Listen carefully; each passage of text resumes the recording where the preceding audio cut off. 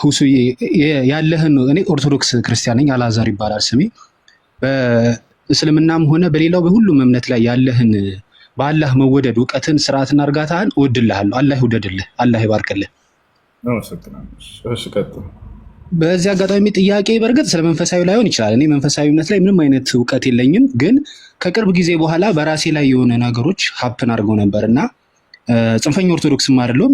ብቻ አሁን አልሐምዱሊላህ የሚለው ቃል የእናንተ እምነት ላይ ያለው ቃል በጣም እየረበሸኝና እየጨነቀኝ ስለሆነ ስለሱ እንዲህ ስለሆነ ስለቻልኩበት ነገር ምናልባት አንተ ምረዳኝ ከሆነ ልጠይቅ ቢፈቀድልኝ፣ መልካም ፈቃድ ከሆነ እሺ። ስለ አላህ ፍቅር ብላችሁ ታገሱኝ። እንትኑ የጀመረው እኔ እንደማንኛውም ሰው በውርስ ነው ክርስትናን ያገኙት ከቤተሰብ። ስራም እንደማንኛውም ሰው ሰርች የምኖረኝ እና በሆነ ጊዜ በኋላ በምሰራውበት የባንክ እንትን ላይ የተወሰነ ነገር የሆነ ገንዘብ መጨመር ተደረገ። እንደመክፈልም በቃን ችግር የለም። በዛው አጋጣሚ ያንንም አማርሬ በጣም ሳልጨርስ አጋጣሚ በሕክምና ሙያ ላይ ያለ ሰው ያውቀዋል። ሃይፕሲስ የሚባል ህመም ገጠመኝና ወደ ሕክምና ተኛውኝና እዛ በጣም በደስ በማይል ሁኔታ ሕክምና እያደረኩ እያለ በዛ ወቅት በየቀኑ በማያደርገው ድሬሲንግ ላይ በጣም አምላክንም ሆነ መላእክትን ማማረር ስራዬ ነበር እና ከአጠገቤ ስማቸውን ባላቀውም ሀጂ ምላቸው እኔ ማለት ነው ሀጂ ምላቸው ባለቀይ ፂም ታማሚ ሁሌ ባማረርኩ ባለቀስኩ በቃ ፈጣሪን በጣም አምርሬ እንትን ባልኩ ቁጥር እንደዚህ ይሉኝ ነበር። ልጄ ተው፣ መኖሪያህም መጥፊያህም የአላህ ቃል ነው፣ ስለሚሆነው ሁሉ አልሐምዱሊላህ ይበል ይሉኝ ነበር። አልዋሻችሁም ኢስላም ወንድሞቼ፣ ይህም በሚሉኝ ዕለት ሁሌ በሳጭ ነበር።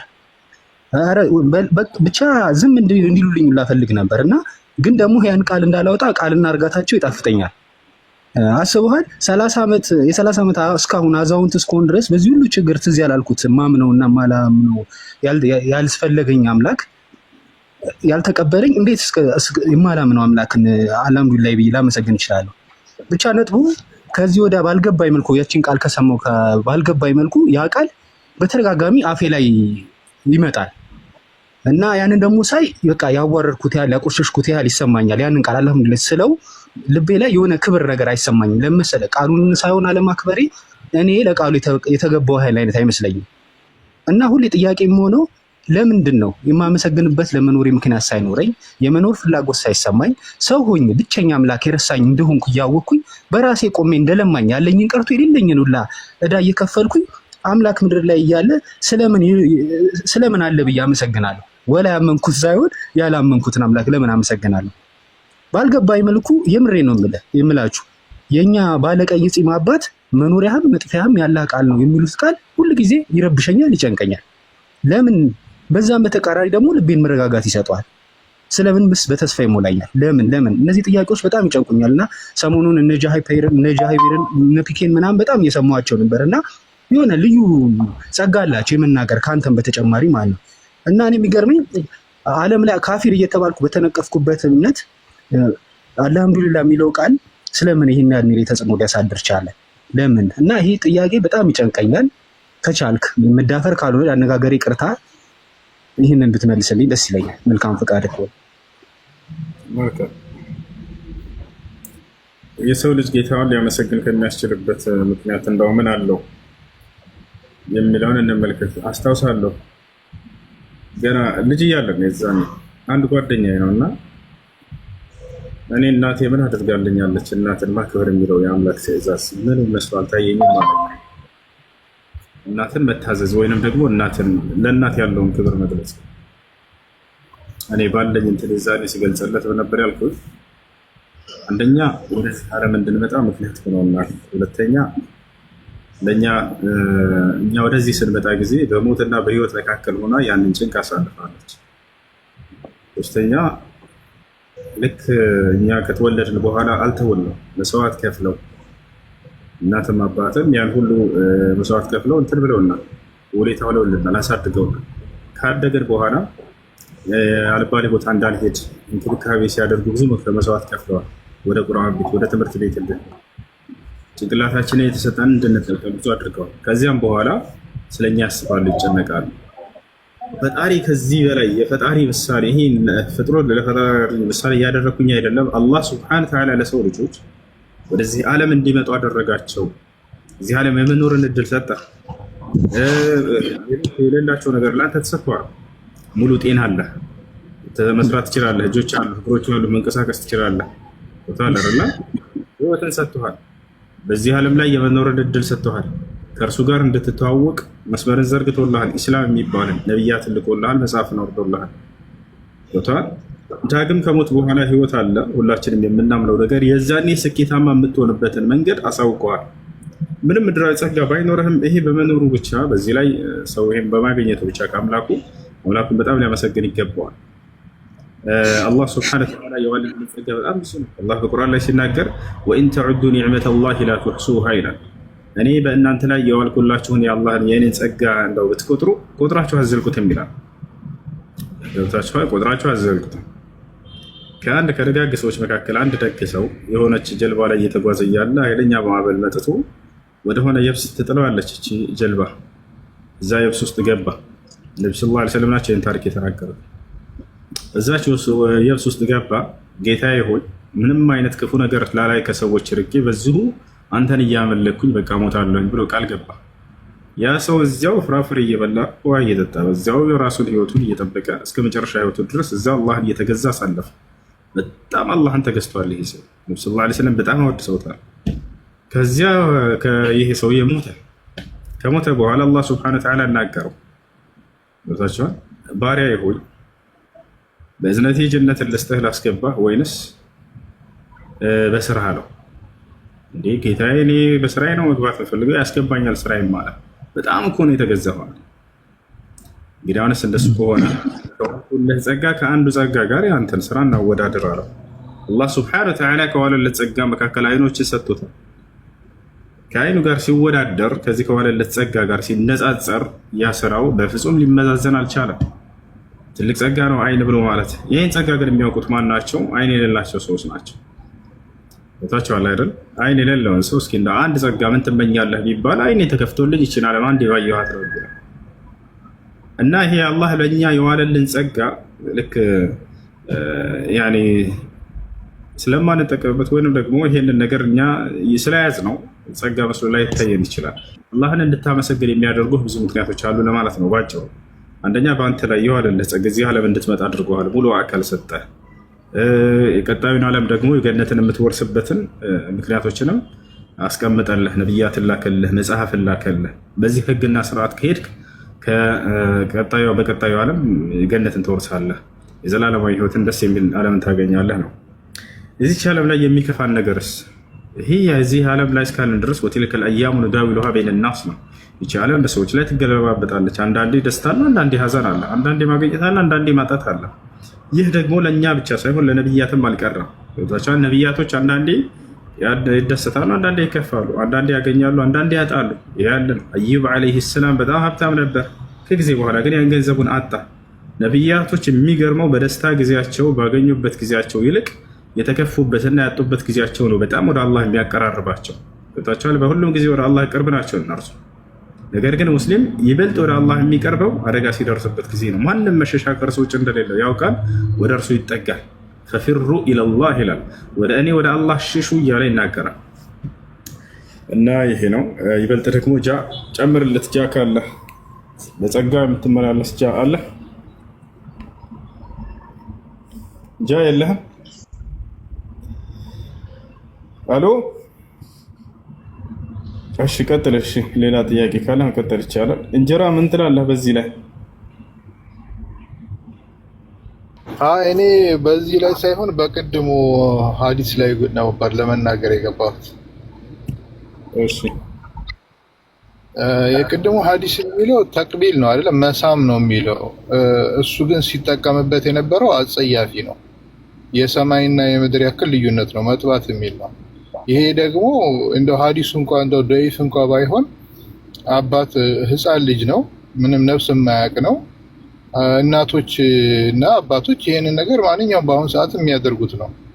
በእጃቸው መንካት፣ የተለያየ ነገር ልጁን ለማጫወት የሚጠቀሙት ነገር ነው እና አፉን የሚመሳም የተለያየ ነገር ያደርጋሉ። እና ምን ያገናኘዋል አሁን መጥባት ከሚለው ጋር ምን አገናኝቶት ነው?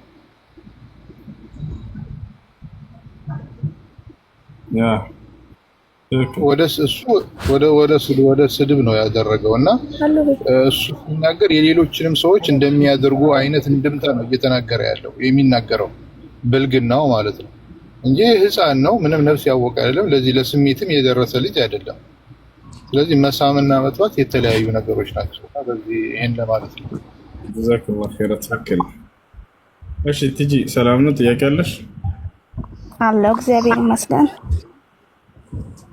ጥያቄ ኢየሱስ ነብይ ነው የሚባል ነገር አለ። በእስልምና እንዴት ነው? ኢየሱስ በእስልምና ነብይ ነው፣ መልእክተኛ ነው። ራሱ ቃል በቃል መስሎኝ ከተናገራቸው ነገሮች መካከል ቃለ ኢኒ አብዱላህ አታኒ አልኪታብ ወጀዐለኒ ነብያ ይላል። የአላህ ነብይ አድርጎኛል እያለ ይናገራል። አላህም በቁርአን ላይ ረሱለን ኢላ በኒ እስራኤል ይላል። ወደ እስራኤል ልጆች የላኩት መልእክተኛዬ ነው እያለ ይገልጸዋል። አይ መጽሐፍ ቅዱስ ላይ እንደዛ የሚል ቃል የለም። ነብይ የሚል ያው ጌትነቱን የሚናገር ብቻ ነው። ነብይ ነው። አብዱልከሪም አለ። አብዱልከሪም አለ። አንዴ ነብይ መሆኑን አንዴ በደንብ አሳያቸው። ቀጥል አንተ።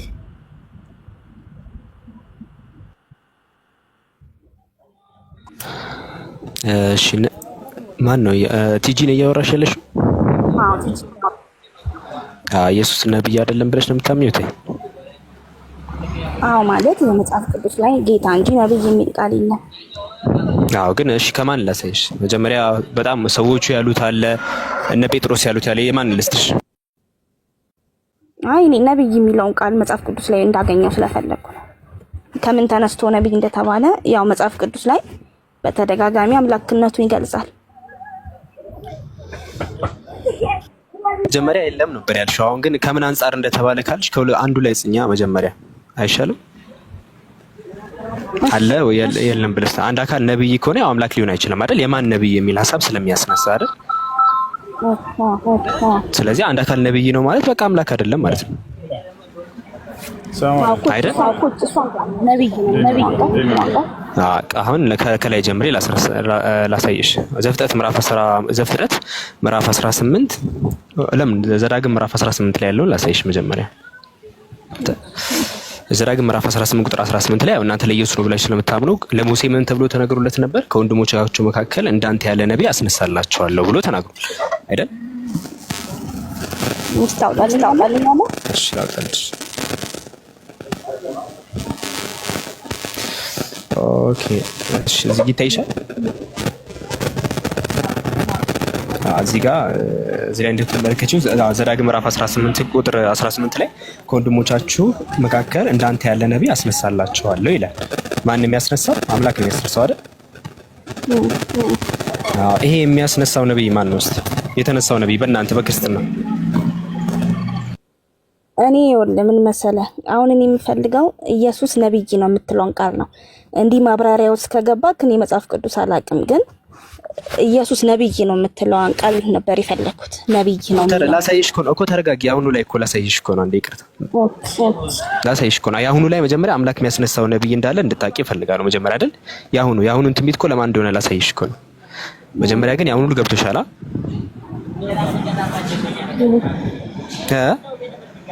ምን አልከኝ? የአሁኑ ላይ አምላክ የሚያስነሳው ነብይ እንዳለ ገብቶሻል አይደለ? አዎ ኢየሱስ ነው የሚል አላየውም እንጂ ነብዩ ኢየሱስ መሆኑ ይሄኛው ነብይ እንደተነሳ አለ ጽሑፉ። ይሄኛው ደግሞ ለኢየሱስ እንደሆነ ማስረጃ ልስጥሽ። እሺ ልክፈትልሽ። እሺ ሉቃስ ላይ ልክፈትልሽ። ሉቃስ ላይ አስቀምጠውታል። ሐዋርያ ሥራ ላይ ቲንክ ሐዋርያ ሥራ 3:22 ላይ ለኢየሱስ እንደሆነ አስቀምጠዋል። ከዛ በኋላ ኢየሱስ አምላክ አይደለም ማለት እሺ ይሄው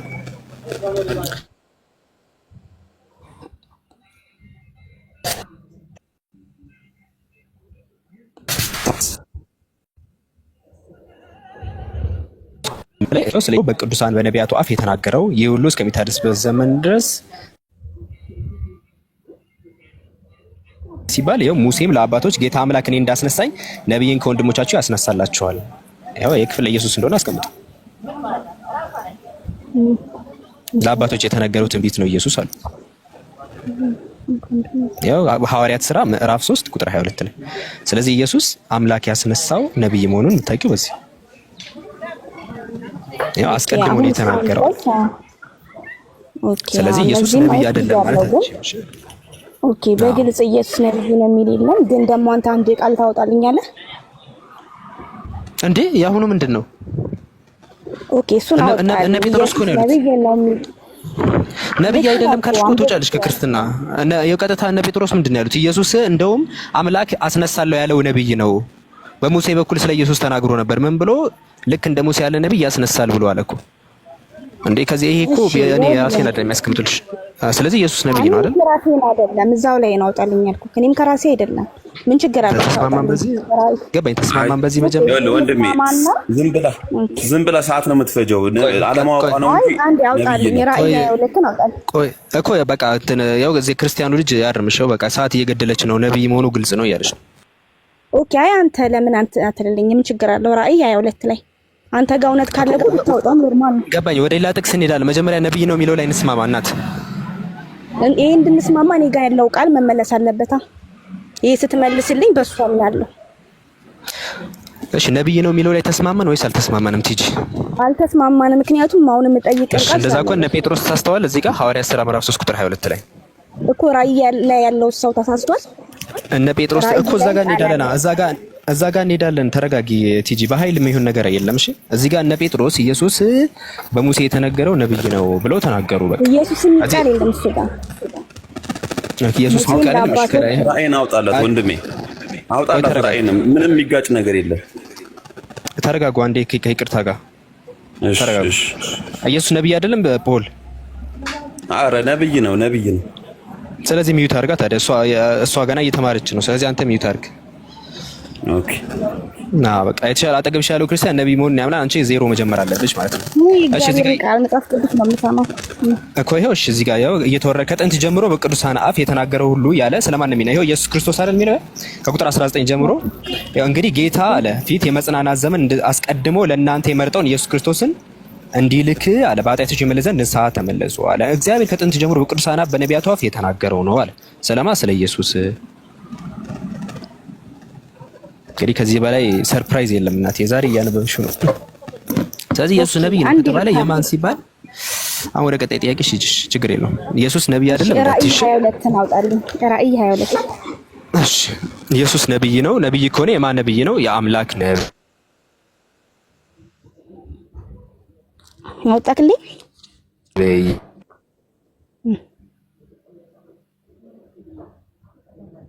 ምንድነው ድምጽ ጠፋ? ትንሽ ይቆራረጣል። እዛ ጌታ ምንም እየተሰማኝ ይቆራረጣል።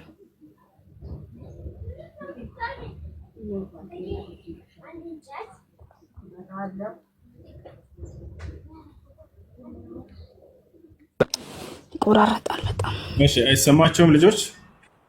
እየተቆራረጥኩኝ ነው እኔ። ይሰማል። አሁን መጣክ ይሰማል። በቃ ኔትወርክ እየተቆራረጠ ይሆናል። እኔ ጋር ይሰማል። አሁን ይሰማል። ቀጥል።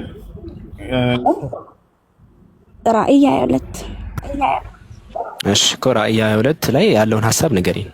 ከዛ ራእይ 22 ከዛ 20 አሁን መጽሐፍ ቅዱስ ስልኩ እየጠቀምኩበት ስለሆነ አንተ እንድታወጣልኝ ነው። በዛው ስልክ ነው ማውራክ። እሺ ራእይ 22 ቁጥር 20 እሺ ምንድነው ሐሳቡ? ሐሳቡን ተናገሪ እስከዛ ድረስ ነው እኮ ሐሳቡን ያው ስታነበው እንትን ይላል። አላየሽም ሐሳቡን? እሺ ራእይ 22 20 እሺ ጌትነቱ ለመናገር እሺ ኢየሱስ ጌታ ነው ይላል። ራእይ 22 20 ላይ ይህን የሚመሰክር አሁን በቶሎ እመጣለሁ ኢየሱስ ጌታ ኢየሱስ ሆይ ና ይላል። እዚህ ምንድነው ሐሳቡ? ጌታ ኢየሱስ ልዩነት የለውም። ጌታ ማለት እኮ አምላክ ማለት አይደለም ቲጂ። አላህ ረብ ነው። ረብ ማለት መለኮታዊ ጌትነት እንጂ ሰይድ አይደለም። ሰይድ በሚለው ልክ እንዲህ አለቃ በሚል ሴንስ አይደለም። የኢየሱስ ጌትነት ግን አለቃ በሚል ሴንስ ነው። ማስረጃ መስጠት እንችላለን። ምክንያቱም ጌታ ማለት ብዙ ትርጉም ነው ያለው። እሺ ለምሳሌ ሳራ አብርሃምን ጌታ ስትለው አምላክ እያለችው ነው እንዴ? እንደዛ ነው የምታምኚው? እሺ እዚህ ጋር በዚህ እንስማማ። ደግሞ ሮሜ 10 ላይ ደግሞ አውጣልኝ። ቆይ ይሄን ላብራራልሽ መጀመሪያ። እሺ ይሄኛው ይብራራ መጀመሪያ ለሁላችሁም። ጌታ ሲባል ክርስቲያኖችም ሌሎቻችሁም ካላችሁ ጌትነት በሁለት ይከፈላል። እሺ አለቅነትን የሚያሳይ አለ፣ መለኮታዊ ጌትነትን የሚያሳይ አለ። መለኮታዊ ጌትነት በመደረግ አይመጣም። አለቅነት ግን በመደረግ ነው የሚመጣው። የኢየሱስ በመደረግ የመጣ ጌትነት መሆኑ የምታውቂው ሐዋርያት ሥራ ምዕራፍ 2 ቁጥር 36 ላይ ጌታም ክርስቶስ ማደረገው እግዚአብሔር ብሎ ይናገራል። እግዚአብሔር ጌታም ክርስቶስ ማደረገው ሲል ኢየሱስ ተደረገ፣ ያ ማለት ተሾመ ማለት ነው። ተሾመ የሚለውን በግልጽ የሚያሳይ ነው። እሺ ልክ ዘፍጥረት ምዕራፍ 45 ቁጥር 9 ላይ ዮሴፍ ጌታ ተደረገ የሚለው ኦኬ፣ ዮሴፍ ጌታ ተደርጓል አይደለ? አውቀሽ ወደ ዘፍጥረት ምዕራፍ 45 ቁጥር 9 ላይ ዮሴፍ ጌታ ተደረገ ይላል። ጌታ ተደረገ ሲል እዚህ ጋር አምላክ ተደረገ ማለት ነው። ቲጂ ተሾመ ማለት አይደል? አገኛ መጽሐፍ ቅዱስ ላይ ጌታ ማለት ፈጣሪ እንደሆነ ስለምናምን ነው። ጌታ እንደዛ ብቻ አይደለም። አይ ለሰዎችም እኮ በመጽሐፍ ቅዱስ እኮ ነው አሁን እየጠቀስኩልሽ ያለው በመጽሐፍ ቅዱስ ነው። ኦሪት ዘፍጥረት ምዕራፍ 45 ቁጥር 9 ላይ ምን ተብሎ ተቀምጧል? ሳራ እንትን ዘፍጥረት ምዕራፍ 45 ቁጥር 9 ላይ ዮሴፍን አምላክ ጌታ እንዳደረገ ዮሴፍ ተናገረ። ጌታ ተደረገ ማለት በግብጽ ላይ ተሾመ ማለት ነው። ሹመትን ለማሳየት ነው። እሺ ጌታ የሚለው ሹመትን ለማሳየት ይገባል። ልክ ዮሴፍ ታዲያ እንትን ግብጽ ላይ ጌታ ተደረገ ተብሎ ተሾመ ከተባለ ታዲያ ኢየሱስ ሐዋርያ ሥራ ምዕራፍ 2 ቁጥር 36 ላይ እስራኤል ላይ ተሾመ ማለት ነው። ጌታም ክርስቶስም ተደረገ ይላል። ኢየሱስ የተደረገ ጌታ ነው ብለሽ ታምኛለሽ? በግን መጽሐፍ ቅዱስ ግን ኢየሱስ የተደረገ ነው ብሎ ማለት የተሾመ ማለት ነው። የተደረገ ነው ይላል። ቃል በቃል ላሳይሽ፣ እንደዛ ቃል በቃል ላሳይሽ። እሺ ቃል በቃል ከተደረገ ከተባለ ሹመት እንደሆነ መጀመሪያ ተስማማን አይደል? አንድ ቃል ጌታ ተደረገ ከተባለ ተሾመ ማለት አይደል? አይደል? አዎ በቃ በትክክል ኤግዛክትሊ ኢየሱስ ተደረገ የሚለው ላሳይሽ።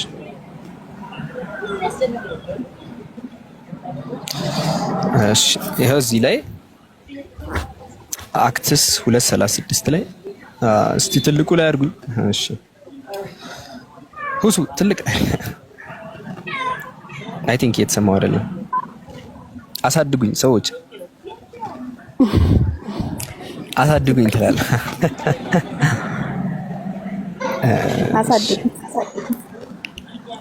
አሳድጉኝ ትላለህ። እሺ ያው እዚህ ጋር የሚታይ ከሆነ ቆይ እሺ ኧረ ጥር ቆይ አልጠራ እዚህ ጋር ጠራ። አሁን ይታይሻል? አሁን ይታያል ትንሽ። እዚህ ጋር ቁጥር 36 ላይ እንግዲህ እናንተ የሰቀላችሁትን አለ እናንተ የሰቀላችሁትን ኢየሱስን እግዚአብሔር ምን ይላል? እግዚአብሔር ጌታም ክርስቶስም እንዳደረገው አይተሻል? ጌታም ክርስቶስም እንዳደረገው። ስለዚህ ጌታ በእስራኤል ላይ ጌታም ክርስቶስም ተደርጓል። ኢየሱስ ተሾመ ማለት ነው። በቃ ክርስቶስን ማለት መቀባት ማለት ነው። ኢየሱስ እግዚአብሔር ቀባው ነው። ጌታ አደረገው፣ ሾመው ነው። ሳይደረግ በፊት ታዲያ ምን ነበር ሲባል አልተሾመም ነበር። ሰላም ነው አይደል? ይሄ ግልጽ ነው። እሺ ይሄ ስለዚህ ተሾመ ተባለ እንጂ አምላክ ነው ማለት አይደለም። ስለሆነ በሱ ማመን የለብንም ማለት ነው አይደል? አምላክ ነው ብለሽ ማመን የለብሽም። ቲጂ ወይስ መጥፎ ሁኔታ ውስጥ ገበያለሽ? ኢየሱስ ቆይ አንዴ ሁሱ እያወራ ነው። አንዴ ሚዩት አድርጊ። አላህ ኢላሃ ኢላላህ ወአሽሀዱ አነ ሙሐመደን ረሱሉላህ። ማሻአላህ ያልሽው ቃል የሸሃዳ ቃል ወይም የምስክር ቃል ይባላል። ትርጉሙ አሽሀዱ አን ላ ኢላሃ ኢለላህ ማለት እነሆ ከአላህ በስተቀር በእውነት የሚመለክ ሌላ አምላክ የለም ብዬ መሰክራለሁ ማለት ሲሆን፣ ወአሽሀዱ አነ ሙሐመድን ረሱሉላህ ማለት ደግሞ ሙሐመድም የአላህ መልእክተኛና ነቢይ ናቸው ብዬ መሰክራለሁ ማለት ነው። ከዚህ በኋላ ሙስሊም ሆነሻል። አንድ ሰው እስልምናን ሲቀበል ሻወር ሊወስድ ይገባል። ከዚያ ለሶላት ዝግጁ ይሆን ዘንድ ስለ ሶላት አሰጋገድ በመማር ለጌታሽ ለአምላክሽ ለአላህ መስገድን ትጀምሪያለሽ ማለት ነው። ስምሽ ማን ነበር? ስሜ ሂክማ ነው። ሂክማ። የመጀመሪያ ስምሽስ? አስናቀች። አስናቀች። በቃ አስናቀች ነበር። ሂክማ። ስለ ሶላት አሰጋገድ ምናምን ትችያለሽ? እችላለሁ። አንዳንድ እችላለሁ፣ የተወሰነ እችላለሁ። ጥሩ። ሙስሊም ጓደኛ ትኖርሻለች? አዎ አለኝ። በቃ ስለ ሶላት አሰጋገድ ምናምን ታስተምርሻለች። ቀላ ነው። ሶላትን ጀምሪ፣ ከነገ ጀምረሽ ጾመት። እሺ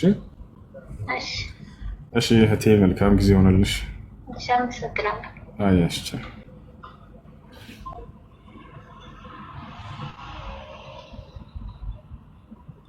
እሺ አብዱልከሪም ካለ ቀጥሉ ነው። የለ አለኝ ሁሱ ቲጂ ይሰማሻል? ቲጂ አሁን ይሰማል? አዎ አሁን እና ጥያቄን ሰምተኛል? አቀሽ ቀጥ ጥያቄሽ ቀጥ ጥያቄሽን ቲጂ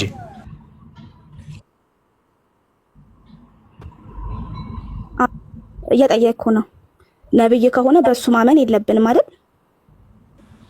በነብይ ማመን የለብንም በእግዚአብሔር እንጂ። አይ በነብይነቱ ማመን አለብሽ። ነብይ ነው ብለሽ ማመን አለብሽ እንጂ አምላክ ነው ብለሽ አታምኚ። በጌትነቱ ማመን የለብንም በነብይነቱ። አለክ መለኮታዊ ጌታ ነው ተብሎማ አይታመንም። አሁን ደግሞ ዮሐንስ ወንጌል ላይ እኮ እመኑ ተብሎ ሲባል እኮ በነብይነትማ እናምናለን። አለማመን ገብቶኛል። ሳትጠቅሺው ምን እንደምትጠቅሺ ገብቶኛል። ግን እዚሁ አጥርቼ ላስኪድሽ ብዬ ነው። እሺ እዛ ሄደን ከምንጨቃጨቅ እኛ አሁን አለማመን ማለት ቶታሊ ዲናይ መካድ ማለት ነው። አለመካድ አይ እንደዛ አይደለም። አንዴ ላስረዳሽ። አለማመን አሁን ለምሳሌ አንዴ ቲጂ ታዳምጪኛለሽ። አለማመን ማለት ቶታሊ መካድ ማለት ነው። ልክ እንደ አይሁዶች ቶታሊ አለማመን ማለት በቃ እንደዚህ ትጠፊያለሽ። በኢየሱስ ቶታል ዲናያል ማለት ነው። ግን ማመን በኢየሱስ ማመን ነው፣ ይታመናል። በነቢያት እኮ ይታመናል። ግን ምን ተብሎ ሲባል ነብይ ነው ተብሎ ክርስቶስ ነው ወይ ተብሎ ኢየሱስ ከሆነ ክርስቶስ ነው ተብሎ እንደዚህ ነው የሚታመነው። እዚህ አሁን ወደ ጥቅሶ ሜት ይቻላል። መጽሐፍ ቅዱስ ላይ ደግሞ የዮሐንስ ወንጌል 3:16 ላይ እኔ ላውጣ ወይስ አንተን? እኮ እዛ ጋር አምላክ ነው ብላችሁ ምን አይልም? 3:16 ላይ እኮ አምላክ ነው ብላችሁ ምን ይላል? እንዴ አይልም እኮ አንብበው እዚህ ጋር ከዛ እኮ በእርሱ የሚያምን የዘላለም ሕይወት እንዲኖረው እንጂ እንዳይጠፋ እግዚአብሔር አንድያ ልጁን እስኪሰጥ ድረስ ዓለምን ወደዋል ይላል። ስለዚህ ምን ይላል? ያው በጭንቅላት በቃል ያውቀዋለሁ። ከዛም ይቀጥላል ብርሃን ወደ ዓለም እኮ ዓለም በልጁ ሊፈርድ እንጂ በዓለም አይደለም። በእርሱ የሚያምን አይፈረድበትም፣ በማያምን ግን ይፈረድበታል። የዘላለም ሕይወት እንዲኖረው እንጂ እግዚአብሔር አንድያ ልጁን እስኪሰጥ ድረስ ዓለምን እንዲወደዋልና ዓለም በልጁ እንዲድን ነው እንጂ ወደ ዓለም እንዲፈርድ እግዚአብሔር ወደ ዓለም አላከውም። በእርሱ የሚያምን አይፈረድበትም፣ በማያምን ግን በአንድያ ልጁ ማለት ኢየሱስ ነው ስላላመነ አሁን ተፈርዶበታል ይላል። አዎ። ስለዚህ ምንድነው ታዲያ ችግሩ? እግዚአብሔር ራሱ መጥቷል አይልም? ያላመነ ጌትነቱን ማለት ነው አምላክ አይልም። እሱ ያንቺ ተፍሲር ነው። በቃ እሱ አሁን አንቺ አወራሽ እዚህ ጥቅስ ውስጥ ግን አምላክ በመሆኑ አለማመን ምናምን መለኮታዊ ጌታ መሆኑን አለማመን የሚል ነገር አረፍተ ነገሩ የለም። ምንም አላወጣሽም። ለዛ ነው ሳትሄጂ ያልኩሽ። ምንም እንደዛ የሚል ነገር የለም። ኢየሱስ ምን ብላችሁ መኑ የተባለው? ክርስቶስ ነው ብላችሁ መኑ የተባለው። አሁን አንደኛ ዮሐንስ መልእክት ምዕራፍ 5 ቁጥር 1 ላይ ካየሽው ክርስቶስ ነው ብሎ የሚያምን ሁሉ ከአምላክ ተወልዷል። ክርስቶስ ነው ብሎ ያምናል። ኢየሱስን ክርስቶስ ነው ብላችሁ መኑ እንጂ ኢየሱስን አምላክ ነው ብሎ የሚያምን የሚል አንድ አረፍተ ነገር የለም። አንድ ጥቅስ የለም። አንድ ጥቅስ ማለት ነው። እንደዚህ አይነት ትምህርት የለም። እናንተን ያመጣችሁት ይሄንን ትምህርት ኢየሱስን ክርስቶስ ነው ብላችሁ መኑ፣ መልእክተኛ ነው ብላችሁ መኑ። እንደዚህ ነው ትምህርቱ። ኢየሱስ አምላክ እንዳለው ተናግሯል። ታውቂያለሽ አትጂ? ስለሱ ያው ብዙ ማብራሪያ የለም እኮ ኢየሱስ አምላክ አለኝ ካለ፣ መልእክተኛ ነኝ ካለ፣ ክርስቶስ ከተባለ ክርስቶስ ማለት እኮ የተቀባ ማለት ነው። አምላክ ይቀባው ማለት አምላክ የመረጠው ማለት ነው። አንድ አካል ክርስቶስ ከተባለ በቃ አምላክ አይደለም። እሺ ትጂ፣ ምክንያቱም አምላክ የመረጠው አካል ማለት ነው። ስለዚህ እንደዚህ አይመለክም። እሺ እንደዚህ አታምልኪ፣ ወደ አንዱ አምላክ ተመለሽ። ለዛ ነው ኢስላም ቁርአን ሲመጣ ራሱ ያንን ለማረም ነው። ምን አለ? ያ አህለል ኪታብ ላ ተጉሉ ፊ ዲንኩም አለ። እናንተ የመጽሐፉ ባለቤቶች ሆይ በሃይማኖታችሁ ወሰን አትለፉ። እናንተ ወሰን ስላለፋችሁ ቁርአን መጥቶ በመጨረሻው ነብይ አማካኝነት እያረማችሁ። እንደዚህ አይባልም፣ አይደረግም። ስህተት ነው። በአንድ አምላክ ላይ አታጋሩ፣ 2-3 አድርጋችሁ አደረባችሁ አታምልኩ። ኢየሱስ ያንን አላስተማረም በማለት እንደውም ወደፊት እኔ አላልኩም ብሎ እንደሚናገር በትንሳኤ ቀን ላይ አስረዳን። ያ ነው ፖይንቱ። እሺ ስለዚህ ትጂ ወደ እውነተኛው መንገድ ነው እንጋብዝሻለን። ሁሱ ምትላት ካለ ቆይ ሲና እንደሚት ሲና እንደ ትቀጥያለሽ አንዴ ኧረ አንዴ ትቀጥያለሽ። ቆይ ትደረቢያለሽ። አይዞሽ ሳትደረቢ ብቻሽን ታወሪያለሽ። አይዞሽ መደረብ አያስፈልግሽም። ሲና አሁን ያሉ ቃሎችን አስረድተኛል። ሁሱ አለ ሁሱ ካለ ምትላት ነገር ካለ ለትጂ እንግዲህ እኛ እዚህ ቦታ ላይ የምናስታውሳችሁ ከዚህ በኋላ ነብይ አይመጣም። አዲስ ነብይ የነብያትን መንገድ እንድትከተሉ ነው። የነብያት መንገድ እሱን እንድትከተሉ ነው። መሲሁ ስለ ነብያት መንገድ ሊያስተምር መጥቷል። እሱን ከነብያት መካከል አንድ ነብይ እንደሆነ እስካሁን አይተሻል። ያንን የመሲሁን የአብርሃምን፣ የይስሐቅ፣ የያዕቆብን አምላክ አንዱን አምላክ በብቸኝነት እንድታመልኩ ነው ጥሪያችን። ወደዚያ መንገድ ተመለሱ ነው። አምላክ በመጨረሻው ዘመን ላይ ስልካቸው ጊዜ ነቢይ ሙሐመድ ሰለላሁ ዐለይሂ ወሰለም እሳቸውንም ለአይሁድ ለክርስቲያን ጭምር ነው የላካቸው። አላህ በቁርአን ላይ ያ አህለል ኪታብ ቀድ ጃአኩም ረሱሉና እያለ ይናገራል። እናንተ አይሁድና ክርስቲያኖች ሆይ እነሆ የእኔ መልእክተኛ ወደ እናንተ መጥቶላችኋል እያለ ይናገራል። እና ስለዚህ ወቁል ለዚነ ኡቱል ኪታብ ወልኡሚይን አስለምቱም ይላል። ሙሐመድ ሆይ እነዚያ ለአይሁድና ለክርስቲያኖች ሰለሙ በላቸው። መስለም ማለት ሌላ ነገር አይደለም፣ ለአንድና ብቸኛ ለሆነው ለአምላክ ለእርሱ ብቻ ታዛዥ መሆን፣ እርሱም በፍጹም በብቸኝነት መገዛት ማለት ነው። አምላክ አንድም ሶስትም በሰዓት አንድና ብቸኛ የሆነውን አንዱን አምላክ ወደ ማምለክ መሲሁም እነ ሙሴም ሁሉም ነቢያት ወደ አስተማሩት ወደዚያ መንገድ በአንድነት አብረን እንሂድ፣ በአንድ አብረን እንዝለቅ ነው። በአንድ አብረን የነቢያትን መንገድ እንከተል ነው። ቁል ያ አህለል ኪታብ ተዓለው ኢላ ከሊመቲን ሰዋኢን በይነና ወበይነኩም ይላል። ሙሐመድ ሆይ ለአይሁድና ለክርስቲያኖች እንዲበላቸው እኛንም እናንተንም እኩል አንድ ወደምታደርገን ወደሆነችው ንግግር አንድ ብቻ እናምልክ አላህን እናምልክ ወደምትለው ንግግር ነው በላቸው ይላል።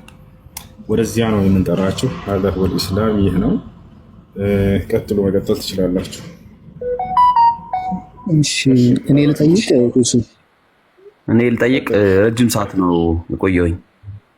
እሺ ጠይቅ በቃ እሺ እኔ ዝም ብላለሁ። እሺ ሁሱ ሰላም ብያለሁ። በጣም ለስነ ምግባርህ አድናቂህ ነኝ። ሰላም ይብዛልህ። አሁን እኔ ብዙም እንትን አልልም። አሁን በተነሳው የኢየሱስ አምላክነት ላይ ልቀጥልና የራሴ ወደ ቁርአን መጠይቃቸው 2 እና 3 ጥያቄዎች አሉ። በትንቢት 6 ላይ ያለው እስቲ ይህንን ቃል እስካሁን ያው በመጽሐፍ ቅዱስ ብቻ እያነበብን ስለምንተረጉም የኢየሱስ አምላክነት ኢሳያስ ደግሞ ምን ይላል የሚለው ደግሞ እስቲ እኔ ላምብ። እሺ ቀጥልሽ።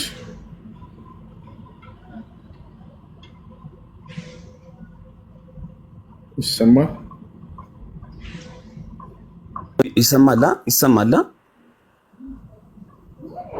ቀጥል። ይሰማኛል። ትንቢተ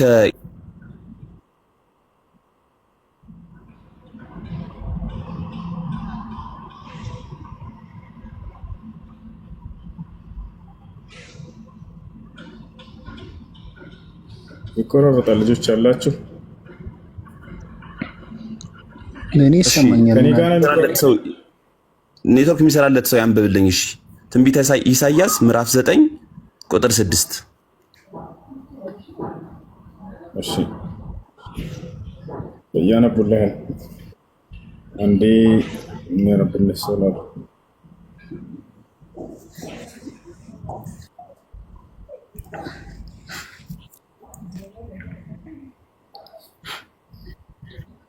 እሺ ልጆች ምን ሆኖ ነው በአላህ ኔትወርክ ዛሬ?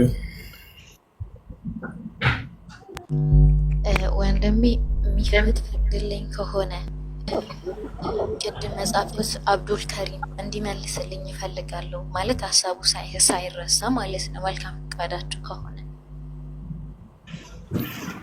አስተይቅ ይሄ መጀመሪያ ይነበብ እስቲ። ቆይ መጀመሪያ አብዱል ካለ አብዱል ከሪም ጊዜ ላለ መግደል አውጣለት። አብዱል ከሪም በቃ እሱ ይጠይቅና እዚያ ትቀጥላለሽ። እሺ ወደዚህና ሴንት ፖል ምንድን ነው ሀሳብ? ትንቢተ ኢሳያስ ምዕራፍ 9 ቁጥር 6 አውጣ። እናውቀዋለን። እሺ እዛ ላይ ሀሳብ ምንድን ነው? ኢሳያስ 9:6 ላይ ምንድን ነው ሀሳቡ? ሕፃን ተወልዶናል፣ ወንድ ልጅም ተሰጥቶናል፣ አለቅነትን በጫንቃ ላይ ይሆናል፣ ስሙም ድንቅ መካር፣ ኃያል አምላክ፣ የዘላለም አለቃ ምናምን ተብሎ ይጠራል ይላል። ተመለስ ወደዚህ። በቃ ይኸው አነበብኩልክ። ምንድን ነው እዚህ ሀሳብ? የዘላለም አምላክ ኃያል ድንቅ መካር ይላል። ለምን ምናምን ትላለህ? ለምን አጨርሰው እኮ አነበብኩት። ምንድን ነው ወደ ሀሳብ እንድትመጣ ነው። እዛ ላይ ምንድን ነው ሀሳብ? እኮ የተወለደው ሕፃን አምላክ ይባላል፣ የዘላለም አባት ይባላል ይላል። አዎ መጀመሪያ ግን እሺ መጥፎ መንገድ ላስኪድህና ይሄን ማን ነው ለኢየሱስ ያለው እዚህ ክፍል ላይ? ስለ ኢየሱስ ያወራል ይሄ ክፍል። እዚህ አሁን አንተ ለኢየሱስ ነው ብለህ ጠቅሰሃል። እንግዲህ ማስረጃ አስጠናሽ። ኢሳያስ ምዕራፍ 9 ጭራሽ ስለ ኢየሱስ የሚያወራ ጥቅስ አይደለም ነው ካልከኝ ማስረጃ አስጠን እስቲ። ማን ነው ለኢየሱስ ያለው? ስለማን ነው የሚያወራው ታዲያ?